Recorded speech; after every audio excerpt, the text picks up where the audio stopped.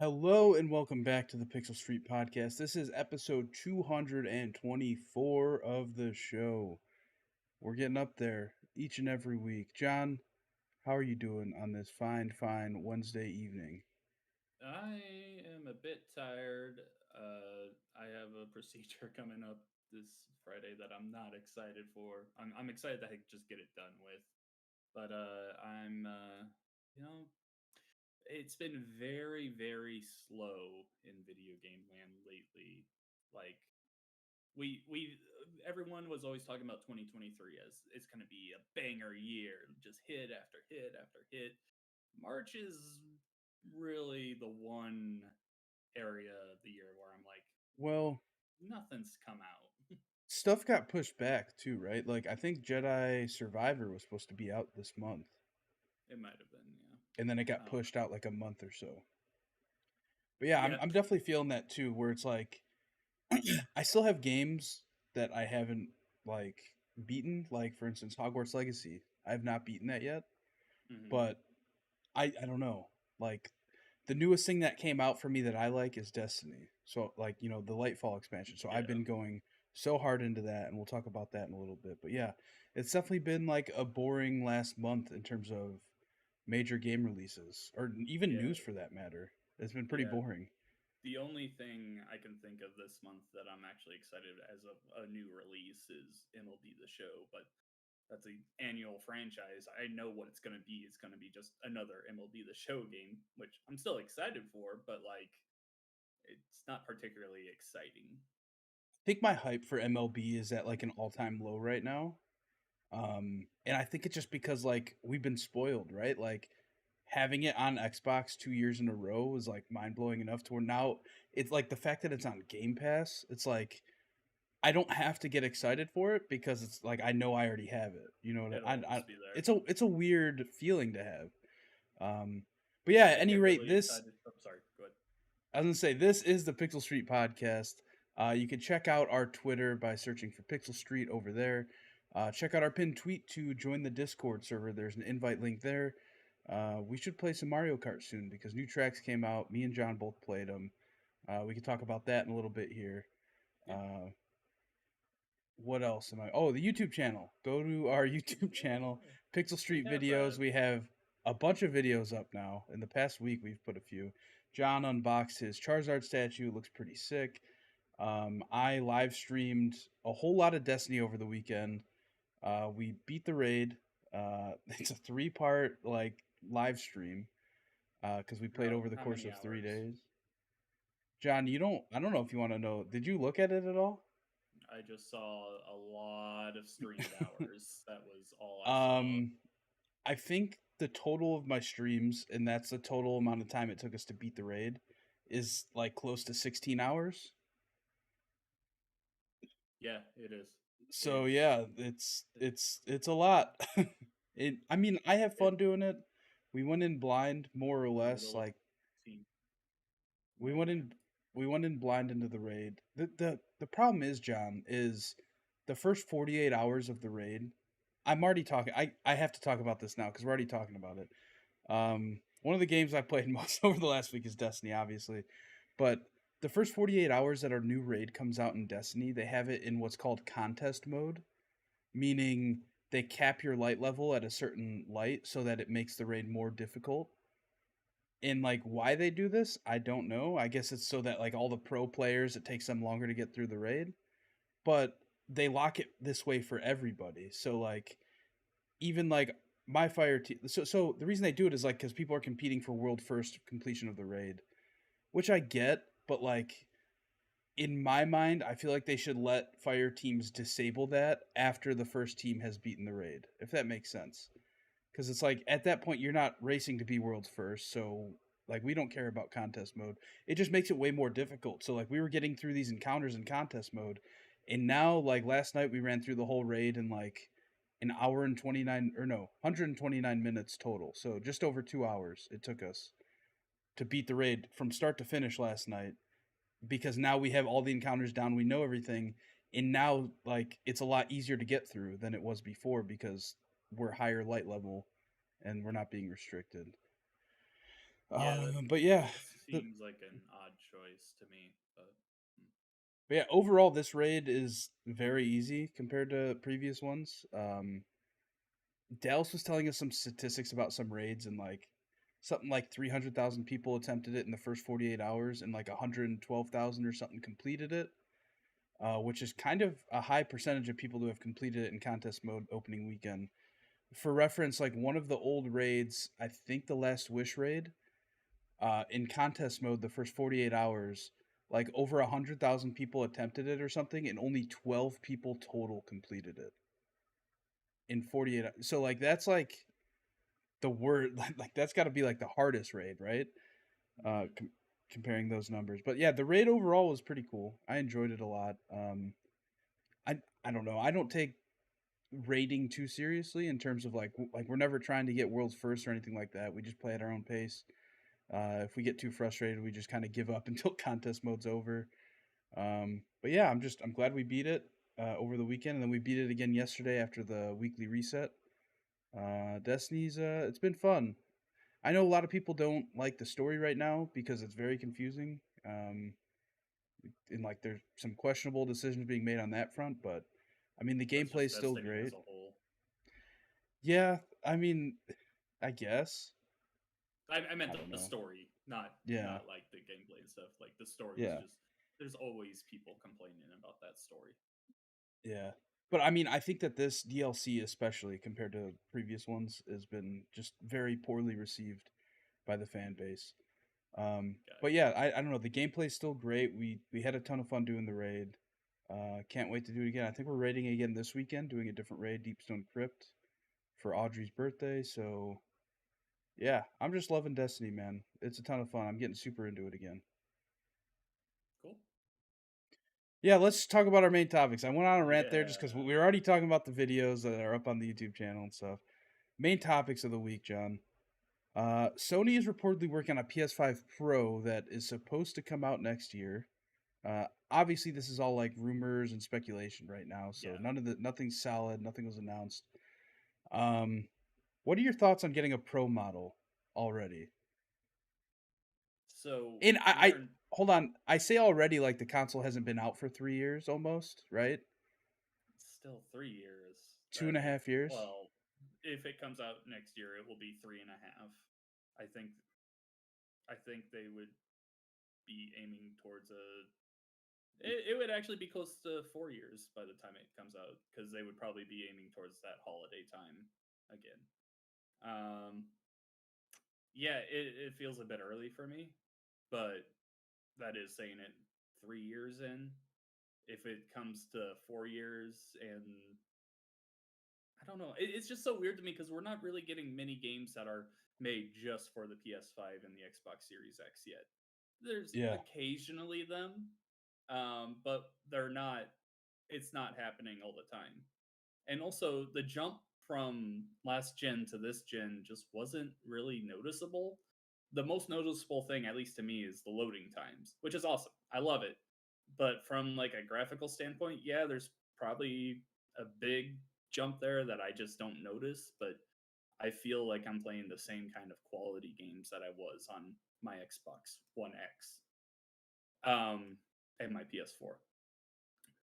So it feels a bit early to me. Maybe that will change a year down the line. The only one I can really think of that I'm like, man, I really want to see a more powerful console. I want to see an upgrade is the Switch, which we've talked about forever, and we'll talk about it even later on in this show. But the PS5, I just feel like I don't know. Maybe it's because I only use it for exclusives and I don't really play it that much compared to my other consoles. It feels just odd to be thinking about an upgrade for that right now. Yeah, I'm kind of on the same boat in terms of like my PS5 is used solely for exclusives. Um, from time to time, like they'll throw a PS Plus game on there that's multi-platform, and I haven't played it yet, and I always download those games just so I own them, but sometimes I'll actually play one or two of them. Mhm. Um, yeah, in terms of getting a pro model, it does seem too early, especially because like just now over the last like 2 3 months, right, since the beginning of 2023, you've been able to steadily find PS5s for sale. Like on Yeah. like obviously. I could have bought 50 of them since they came out if I wanted to, but that's because like I'm in the know. I follow Twitter accounts that post it all the time. But like Joe Schmo's mom, who is trying to buy them a PS5, can now go on like Target's website or Best Buy's website on any given day and most likely find one in stock somewhere. Um, and so that's why it seems weird to be coming out with a pro model now that they're just now being able to put If these out there. if they were to come out with a pro model, the one area where I would be like, okay, that makes sense to me is if they were to drastically cut the price of the base model so that the pro model would be your $500 console and the ones we have now would be like 350, 300 in that area. Like that would make a ton of sense to me and that would be a great move for pretty much everyone involved. Well, maybe not so much Sony because they'd be losing even more money, I think, on those sales, but you make your money on digital on your game sales. You don't make it on the console sales. Uh who I don't know. I just really feel it's way too early. I don't really think I need a PS5 Pro. So if this does end up being announced, like what's going to be the big improvement here? Like we already get 4K Well, games regularly what and we get what was high frame the rates. what was the big improvement from the PS4 to the Pro? Was it The 4K SSD. versus not 4K? No, No, no, the PS4 Pro had 4K. Or no, wait, no. no, it didn't. It had upscaled. Yeah, upscaled 4K. That's Yeah. what I'm saying. Is like, what was the difference from the PS4 to the PS4 Pro? There was no SSD in it or anything. I think that it came standard with a terabyte hard drive, Yeah. which was not common for a PS4. Yeah. Um, It was just more powerful. That was it. yeah, so it's like, is that what we're thinking the PS5 Pro would be? Like, the weird thing to me is that the PS5 box had 8K on the box, Mhm. and like that's like such a bizarre thought right now because like I feel like we're just now making 4K a standard in like an everyday household. I think that And was like a bit of you never see 8K TVs anywhere. Like no. I in stores, yes, but like that was them definitely trying the like plan for the future. And we just haven't seen that yet. I mean, who knows? In a few years, 8K monitors can be all the talk like 4K was in like let's say 2016 when they were starting to get very popular. Um maybe that was their thinking there. But yeah, I just don't when thinking of like PS5 Pro, like what, an even faster SSD? Awesome. I already like the one that's in my PS5. I don't know if I necessarily need to spend hundreds of dollars for that. We already have 4K resolutions. We already have higher frame rates and everything. Maybe like the standard would be getting because you know how like every game has like performance mode or I'm quality. blanking quality mode. Maybe the standard would be that you get both ends of those. But like again, is that something I need to spend hundreds of dollars on right now? I don't think so. I'm completely fine with just playing You my see, like performance mode. I get that I'm not. I'm the opposite, right? I Because know like you I are. I have like the super fancy TV, super fancy surround sound system. It's like if I'm playing a game and it's possible for me to play it in like a higher fidelity than I can, like for me that makes the upgrade worth it for me. But I know I'm in like the 5 to 10% of people, right? Like most Mhm. people don't need the top of the line thing to play what they're gonna play. Um, I yeah, I spent don't know. I spent probably a good 10 hours this week playing my Nintendo Switch. I don't really care much about graphical fidelity. Yeah, I don't know. I, I, it does feel a little early for a pro, but at the same time, like, when did the Xbox Series X come out versus the One S? No, sorry, the The One Xbox. X, Yeah, so, that's how confusing these names are. yeah, The One X One X was like was in 2016. 17. I want to say 2017. I'm looking it up. It was November 7th, 2017. For reference, John, the Xbox One came out in 2013. That was 4 So years. 4 years, that would 2024 would line up there. Yeah, Yeah, I it's guess it weird. makes sense. You know, this whole pandemic making time go by real Yeah, fast thing. yeah, Yeah. it has really fucked with my sense of time because like in my head, the release of the fat VCR Xbox One and the Hmm. Xbox One X, those are like 8 years apart in my brain. Right. Same. But they're literally 4 years or yeah, 4 years apart, and that is kind of blown my mind. Yeah. So it makes sense why they would be planning for it, but I just feel like we're in a different spot than we were in 2017 and 2016. Like at that point, you had games that were the hardware just wasn't keeping up with how game development was going. I feel like at the moment we're in a good spot. The only thing that's keeping game development back is that Old companies are consoles. older consoles. Those Xbox Ones and PS4s that we had to upgrade before are holding us back still. So I think once we finally, I hate saying this because I don't like cutting off people, but when you cut out those older consoles, I think you'll see that we really won't need pro models for our current consoles for at least a couple more years, I would think. Yeah, I completely agree that it feels like right now we're at a point where the hardware is better than the development of these games in terms of fidelity. Hmm. Because like you said, a lot of these games, for instance, Harry Potter just came out last month, and they're still working on like the ports to the old consoles. Whereas if they had all of their resources put into just the current gen consoles, like maybe they would run better or look a little bit better on these current gens instead of having to worry about making a game run on both. And I know like there's people that'll argue that it doesn't really make that big of a difference, but I mean it the time that they're putting into this stuff, like it certainly makes a difference. Maybe we wouldn't be running in the loading bars when we try and enter various rooms in Hogwarts Legacy if we didn't have to, if they weren't focusing Yeah. so much on the older ones. I Like I really said, wish I really wish there was a way to know if a game was delayed because of the last gen like ports being worked on. I really wish that like I could just yeah. be a fly on a wall for some meetings where they're like, "Well, no, we got to delay the game because it also has to come out on PS4 and Xbox One that came out 10 years ago and it just doesn't run well on there yet." Yeah. This year will be 10 years since the PS4 and the Xbox One release. That's crazy. Yeah, it's insane. Moving on, John. Neil Druckmann says that Naughty Dog is working on their next project, and it is not confirmed to be The Last of Us Part 3. Yeah, it definitely could be, but he pretty much said, "Oh, I can't say anything, but we are working on our next project." Um, of course, this all came out like after the Last of Us show finale and everything, so it was really hard to not make this show into like a full Last of Us thing because that was pretty much all that anyone wanted to talk about this week. Yeah.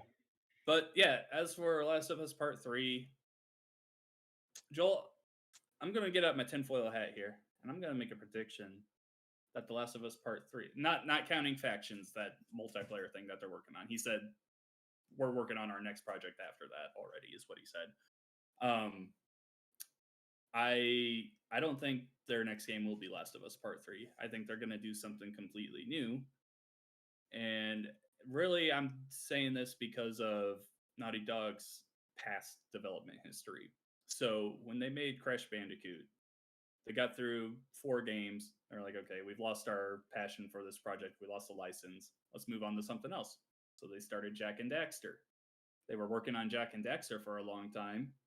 In the late 2000s, early 2010s, they were working on a new Jack and Daxter game. They're like, you know what? We've lost our passion on this. We're only doing it for marketing. Let's do our next thing. That's The Last of Us. Now that we've got a show that's being worked on constantly, we've got The Last of Us Part 1 remake, this factions game right here. I would guess that Naughty Dog in general is ready to move on to their next project. I don't know if I have no idea what that could be. Um, Knowing them, it's probably a third person action game, but I'm interested to see if they will actually do something different. Like I don't know about you, but I feel like I'm starting to get that fatigue myself for The Last of Us. Uh, Here's the issue, John. mm, Here's the issue. Here's the flaw with your theory. mm, What does Sony like most? They like money. Where's the they money right do. now? The Last of Us. That is true. Most of the world who knows what The Last of Us now did not know like you and me did what The Last of Us was in 2013. So while you're fatigued, the rest of the world is like dying to get more. I will. My John, my friend David, who we've played Grand Theft Auto with, said, "Hey, can you bring your PS5 over? Can we buy The Last of Us Part 1 and can we play through it? Cuz now I want to play through the whole game." Like that's Yeah, how and but here's the other thing is Game of Thrones, right? HBO's like biggest show ever before The Last of Us. They had the huge issue where they ran like 8 seasons and then the ninth season the book had not been written yet. And that ninth season was god awful. So if we get to a point to where somehow the show for The Last of Us starts passing, right? The Last of Us Part 2, and I think they already said that The Last of Us Part 2 is going to be split to 2 seasons in the show. Um, so if we get to the point to where season 4 of The Last of Us is like being worked on and there's no game yet, like that's just gonna be real bad. I think it's gonna end real poorly. well, with how long game development takes, that is going to happen at some point. Um, I mean, also, so here's my theory. I think it will happen at some point, but I think that they, I think they need a Last of Us Part 3 to like round out the story, like Ellie's story. But at the same time, like I feel like they could do other Last of Us side stories, right? They don't have to follow Ellie in the show. They could do like some different types of stories in that world. well, the thing is, if they go down that route, they don't need Naughty Dog to do that. They have plenty of studios that can take over that. And if they want to remaster and remake part two, they have Blue Point and other studios to work on that. I just don't think it just kind of looking at Naughty Dog's history, they have a history of when they're done with a project, they're done. They've said that recently with Uncharted. They're like, we're not going back to Uncharted. That story, to your point, is rounded out perfectly with Uncharted 4. Like that is the best spot that that story could end. I know there was that spinoff, but it's a spinoff. Who cares?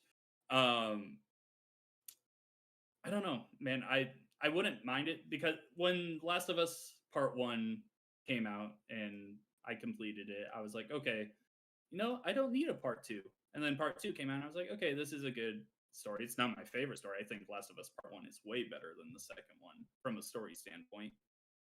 Um I just don't I don't know. Like if they keep going forward with the Abby and Ellie thing, like it's going to be that same thing with God of War Ragnarok, where I was like, I don't want to play as Atreus. Just I only want to play as Ellie here. I don't want to play as Abby. Um, I just I don't like the branching story thing that they do for their single titles. Like I'd rather have them be different titles, if you know what I mean. Yeah, I definitely agree with that.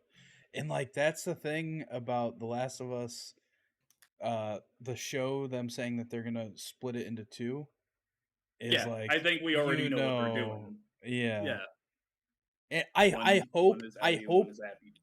I hope that's not how it's split. I hope it, like obviously we're gonna see both perspectives like we did in the game, but I really hope it's not split to where like the whole first season is from one perspective, then the whole second season mostly is from another perspective, and then they And then combine, they right? combine. Yeah, I did not But like that.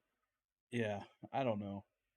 I don't know. I think that it would be fun to see another Last of Us game sooner rather than later, just because like Well, the we're iron's getting hot. factions, so that story is expanding even more with more people.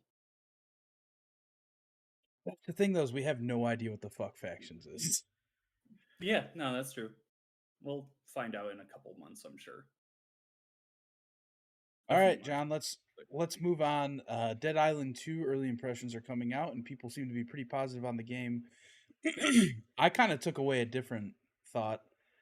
yeah, Um I don't know. It seems like it's just going to be slow like Dead Island 1 was, and that's kind of why I yeah. didn't like Dead Island 1 that much. It's a sequel to Dead Island. That is pretty much everything I've seen on it. Although I'm a big fan of their gore system. I can't remember what it's called. Um, yeah, I don't remember. But like the way that the zombies all die and the way that they react to you hitting them. It's like you can stab one in the head and its eye will pop out and you can like see its ribs coming out when you like blast it away and stuff. I'm my hype for the game is slowly building. I love the first Dead Island. I 100% completed it. I put so much time into it.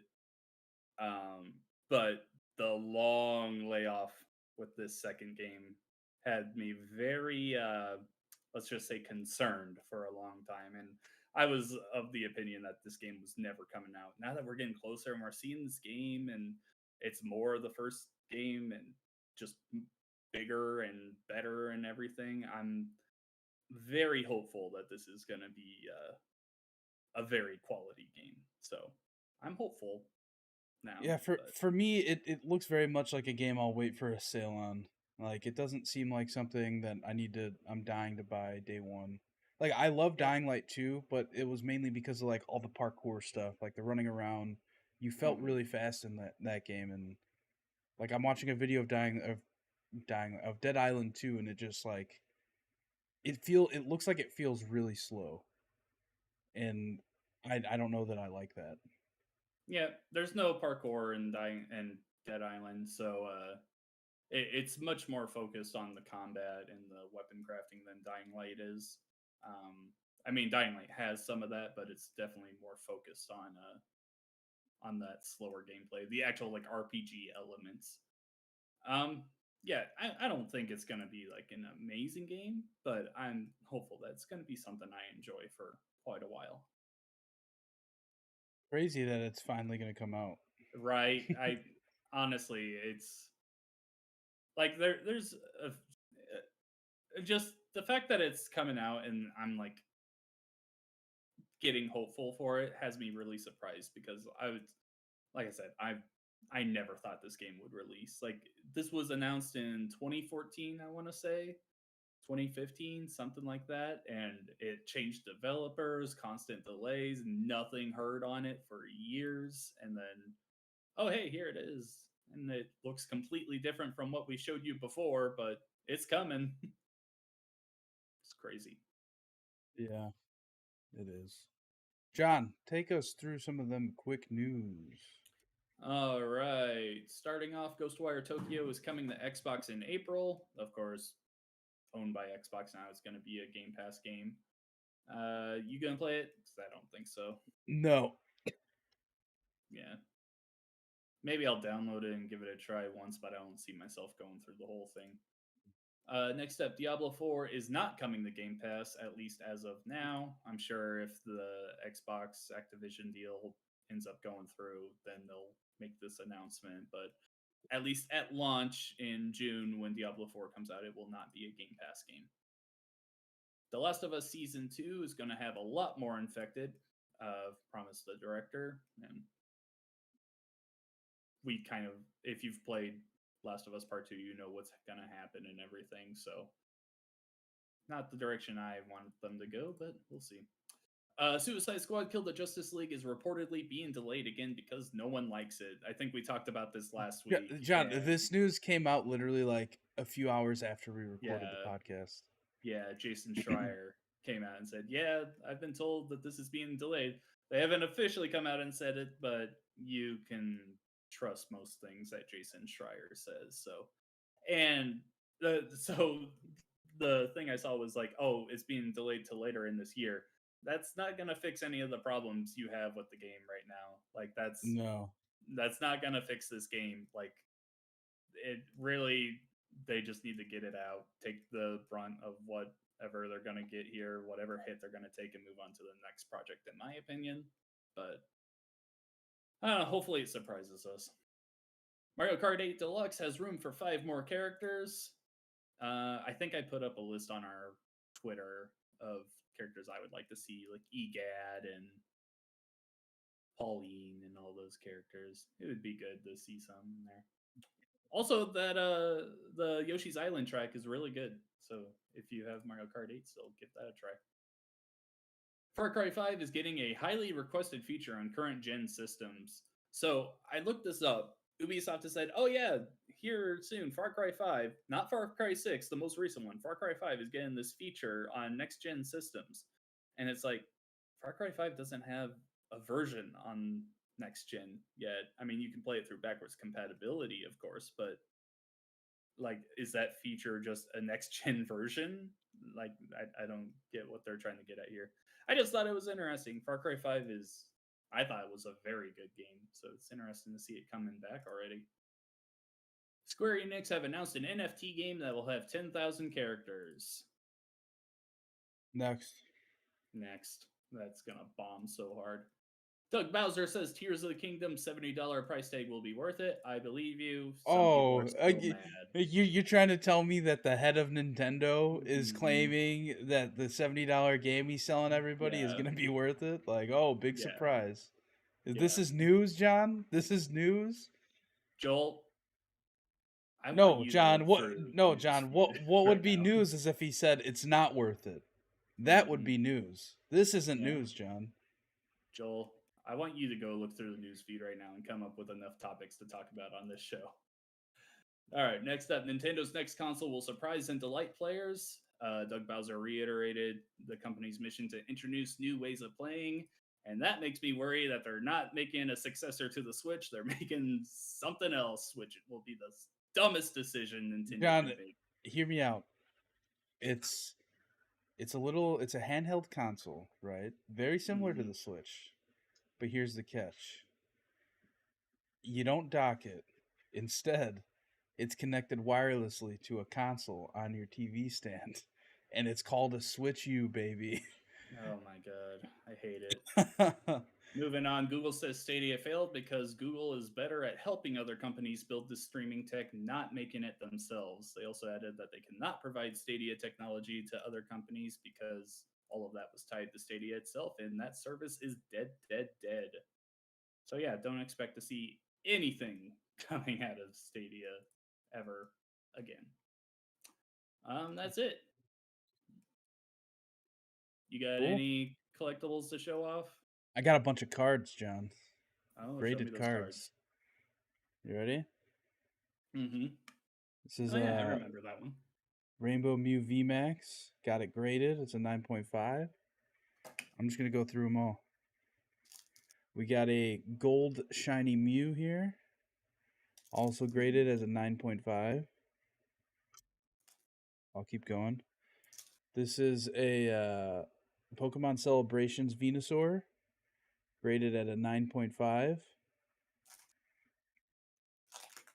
We got a Pokemon Celebrations Blastoise graded at a 9.5. Sorry, my camera's kind of taking some blurriness. We got a Celebrations Charizard at a 9. And yeah, many more. We got the Celebi V.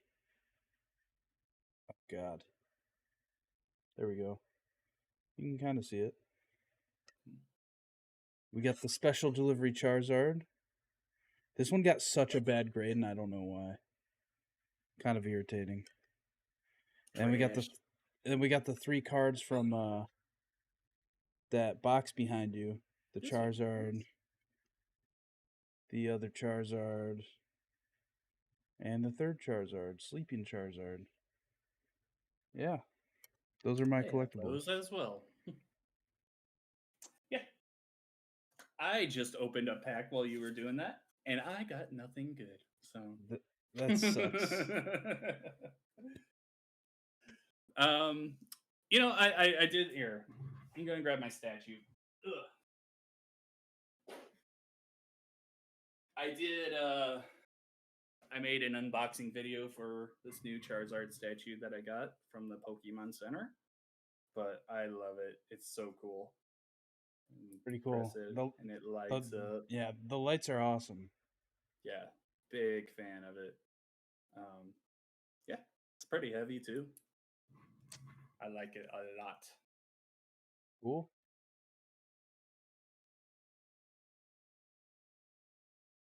All right, you been playing anything besides Destiny? Um, I want to talk about Pokemon games. Okay. What Pokemon game would So you like to talk about? with the 3DS shop closing, this makes Pokemon stuff very on the forefront in my mind. Hmm. Um, so there's only one way you can get Pokemon game like your Pokemon from the OG Pokemon games to like the newer games, and that's with. Hold on, let me open my 3DS. That's what the app called. What's it called? Home. Pokemon Bank. Mm. And so you have to have Pokemon Bank on your 3DS to transfer from like Pokemon Red, Blue, and Yellow or Silver, Crystal, and Gold to like the newer gen games. John, this is all so confusing. I'm like just learning about it all because I know the store's closing, so I want to make sure I have everything I need for if I ever do want to like transfer Pokemon in the future. The fact that Hmm. they haven't announced like a successor to this or anything is like so dumb to me. Um, They have but Pokemon yeah, Home. so hold on, it doesn't work on 3DS.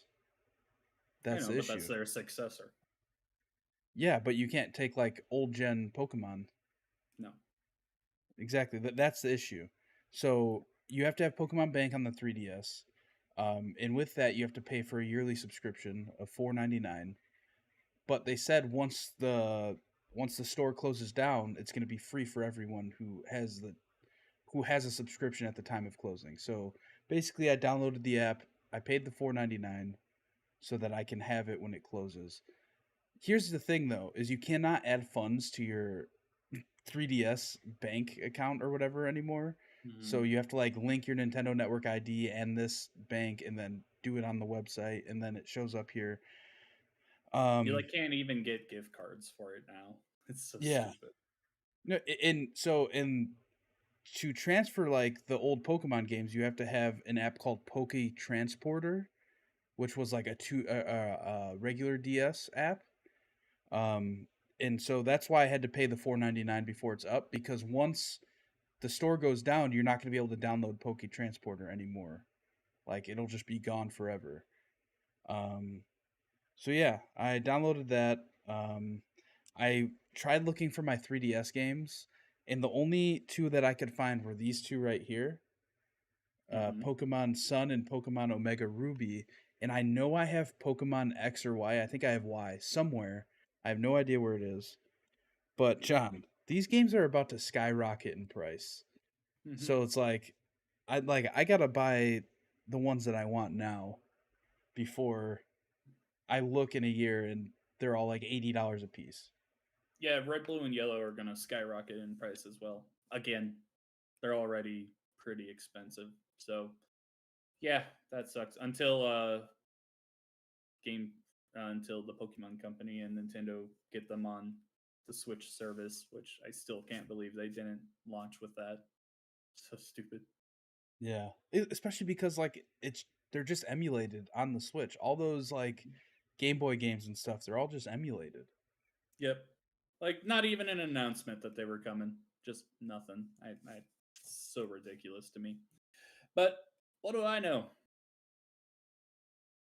Yeah. So yeah, that's what I've been doing. Is I have my new 3DS. This isn't even an XL. It's just the new 3DS. It's a Mario edition. I see that. Ooh. I remember selling Yeah. that at Best Buy that Christmas. Yeah, it was Uh, it was a Black Friday thing. it was a Black Friday thing. Yeah, I wanted to get one, but they ran out super fast. But then my manager, I was like, man, that really sucked. I wanted to get one of those 3DSs. My manager was like, oh, I have a 3DS. I'll sell you for just like $100. I'm like, oh yeah, sure. And that's how I got that Majora's Mask one. Like he didn't tell me that Nice. it was a Majora's Mask one, and I was just like, oh, that's awesome. Yeah, thank you so much. He's Yeah, like, here's okay, this like here it is. $400 3DS on eBay. He gives me, and I was like, really? Like I don't even think he knew I was such a huge Zelda fan. So that was awesome. Nice. Shout out Best Buy But yeah, manager who I can't remember that your name. that's what I've been researching lately is Pokemon stuff cuz like I want to buy these games but like they're already like kind of pricey like Hmm. $50 for a 3DS game is a little steep in my mind, but Especially when they came out at 40. Yeah. they came out at 40 and they've been on sale as low as like $25. I want to say the one that's really ridiculous right now is Soul Silver and Heart Gold. I really wish I would have grabbed it when I worked at Disc Replay because when I worked there, it was like $40 then. The last time I checked, they were way over 100. It was like 160 for one of them, It's 180 it's maybe. it's crazy how much they fluctuate. And Yeah. like the 3DS ones I want to buy now just because I know they're gonna go up for like the next few years, the foreseeable future. Hmm. But it's like all those old ones. It's like I search them every once in a while because like you'll find a deal eventually because at some point they're gonna drop. Like for instance, when I bought my copy of Silver, like I think I paid like $50 for it, and I feel like that's a really good deal for that game. But like, it's like Fire Red, Emerald. Those ones are always like $120 plus constantly. Hmm. Yeah, I know. You fucking robbed your friend for it. No, I didn't. Yeah, Pokemon games are always gonna fluctuate like crazy. I'm not the biggest fan of the 3DS games, although I never played Omega Ruby and Alpha Sapphire. If I were to get any of them, I'd probably get one of those right now.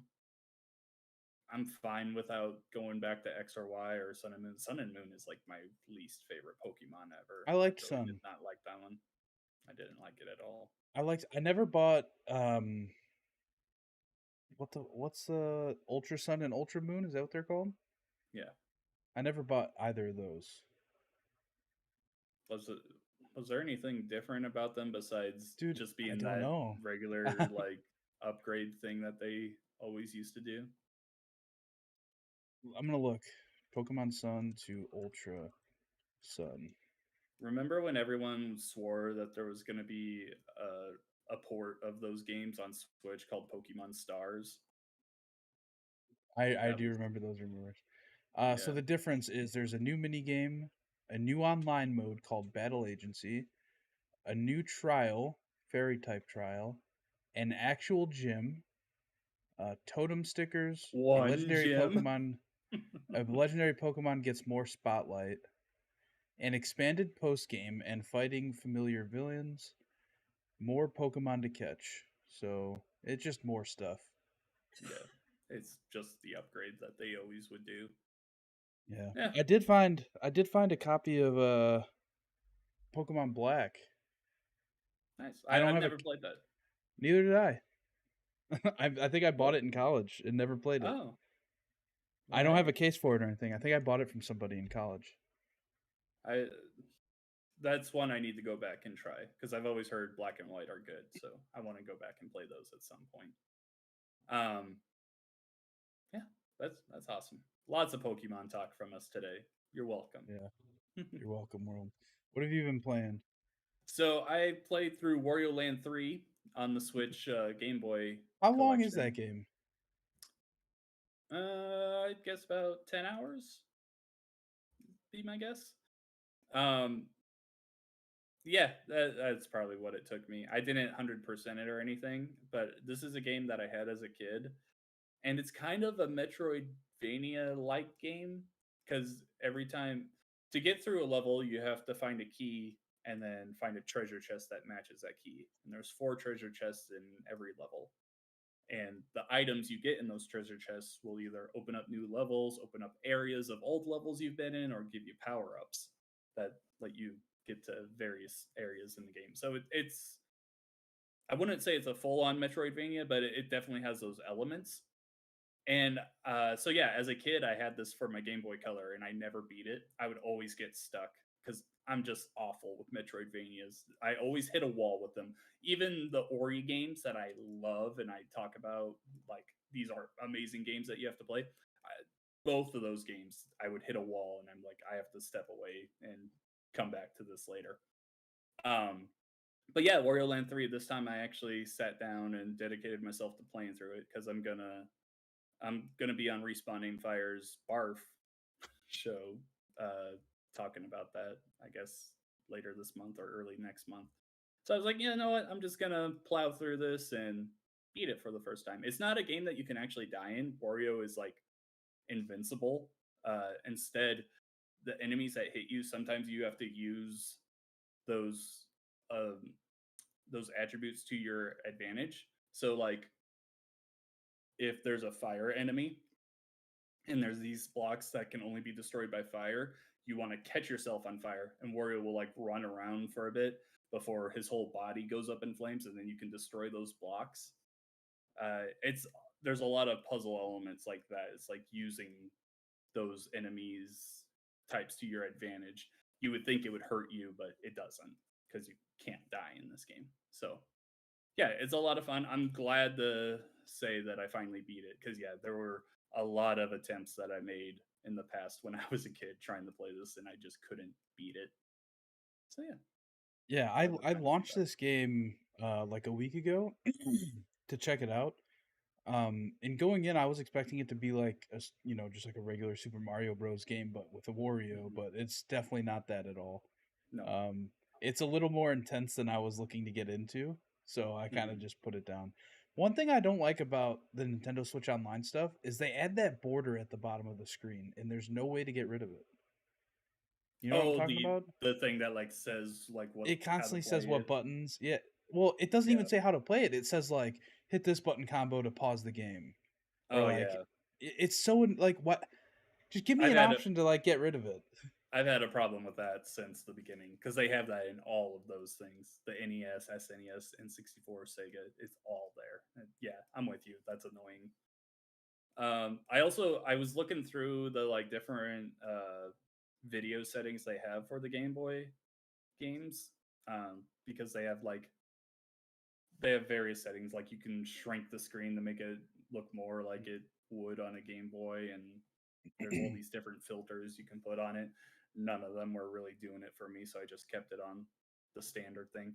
I did have a problem playing through Wario Land. I was like, there was definitely a lot of times where it would look like Wario was just vibrating as he was like moving around the place. It would happen the most like I think when I was swimming was when I would notice it the most, and I was like, that's really distracting. Like it wasn't anything game breaking. His pixels would just like vibrate, and he would look like a little blur, even though he's not moving that fast. I don't know, but yeah, Wario Land 3 is good if you're in the Metroidvanias. I say definitely give that a try. I've also started playing The Legend of Zelda Minish Cap. Like I said a few weeks ago, this is my first time playing this Zelda game. It's one of the few games I've not played in the series, and I've beaten the first two dungeons so far. I don't know how many there are or how long this game is. I just haven't looked that up, but I'm very much enjoying this game. I don't think it's better than A Link Between Worlds, but this might be up there with one of my favorite 2D Zeldas already because it's just so charming and it's a lot of fun. This is one of the Zelda games made by Capcom. Like, this wasn't made by Nintendo, so uh, I've played Oracle of Seasons and Oracle of Ages, which was also made by Capcom, and I like those games. This one's definitely better. This is a very high quality game. One of the games Yeah, I found looking through for Pokemon games was A Link Between Worlds. nice. I never opened it. Well, Oh, I played it in the past, but I think at one point I lost it or I sold it or traded it in. hmm. But yeah, I picked this up in 2019. A Link Between Worlds is great. When I first Yeah. played it, I wasn't a big fan of it, but then a few years ago, I want to say 2019, 2018, something like that, I went back and played it again, and I fell in love with it. Yeah, It's I the don't. only Zelda game I've played through Yeah, completely. Yeah, I love it. I think it's great. so good. Yeah, but yeah, I'm excited to talk more about Minish Cap. I'll probably do that next week. Like I said, I don't know how long this game is. The overworld map looks very small to me. I've got to say, I think that is probably the smallest Zelda world I've ever seen. Um, but I don't know. Maybe when I explore the whole thing, it will be a little bigger. We'll see. John, I see you have under want to play Valheim Yeah, because it just came to Game Pass on Xbox yesterday, I believe, right? yeah. Hmm. Um, is that crossplay? I don't know. It's in early access, so I doubt it. It doesn't even have achievements yet on Xbox. But it's on Game Pass, like you said. It's been on PC for a while now in early access. Um, I don't think it's on PlayStation yet. I think I Yeah, saw it something. is. I think it is crossplay. on Xbox and PC. Nice. But yeah, there was quite a few people that liked this game when it first came out last year, and I I just don't game on my PC at all. It's where I do my work. I don't game here. um, yeah, I'm a, I'm interested to give it a try. I have a friend who's very much into survival games, so I'm sure me and him are gonna put at least a little time into it. We'll see if he likes it or not. I just survival games are hit and miss with me. Like the only one I've ever really gotten like deep into is Minecraft. Outside of that, grounded kind of, but I had my moments with that. We have a video of me rage quitting that game once. Yeah, I just I'll give it a try. It's only like a gig big. Like I looked at the file size earlier. It was like 1 gigabyte. So I'm like, yeah, all right, I'll download it. So yeah, maybe I'll talk about that next week. Cool. Well, with that, I think we're going to end episode 224 of the Pixel Street podcast. As always, go follow us on Twitter at Pixel Street. Check out the pinned tweet where you can find an invite to our Discord server where me and John talk. We post pictures of nerd stuff, make fun of each other, all that fun stuff. Hmm. Um, Also, check out our YouTube channel, youtube.com/Pixel Street Videos, where we have a bunch of videos up, including 16 hours of me struggling in a Destiny raid, John unboxing a Charizard statue, me unboxing the PSVR 2, uh, a gameplay video of me and John fucking around with the PSVR 2 playing. So, yeah, go check that out as well. John, where are you at on the internet? On Twitter, I am at Rivik Shadows, and you can find my writing on GamePro.com. You can find me on Twitter at Campo63 and twitch.tv/Campo63. We will be right back here next week with episode 225 of the Pixel Street Podcast. Bye.